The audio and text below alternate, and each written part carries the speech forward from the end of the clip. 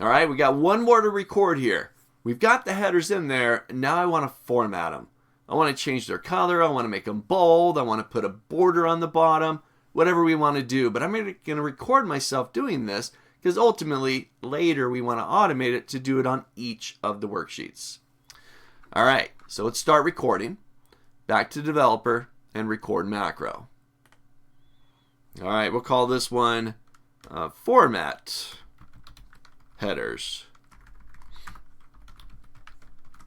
Again, no space.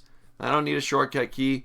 I'm going to keep it in this workbook, and we'll say this macro formats the first row headers, yada, yada, yada. All right, I'm going to hit OK. All right, now I'm going to go format them. I'm going to select A1 to F1, go to my Home tab, and we're busy recording here as I'm doing this. Again, Excel's writing it all down, generating the code for us. I'm going to go ahead and make them bold. I'll change their background color. I'm going to go blue. Let's change the font. Whatever you want to do here. Okay, just keep in mind as you're doing this, I add a border to it.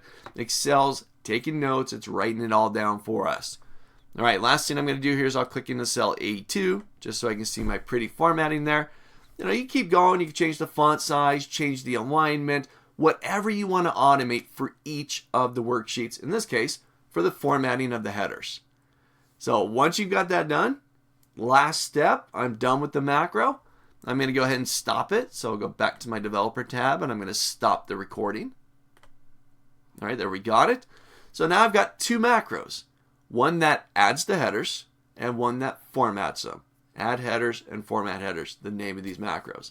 So get these two done. We've really just recorded at this point. But the next step is I now want to go into the VBA code and we're going to write our own procedure to get those two macros, those two procedures, add headers and format headers, to loop through all of the worksheets. All right, so get that done and then jump into the next video.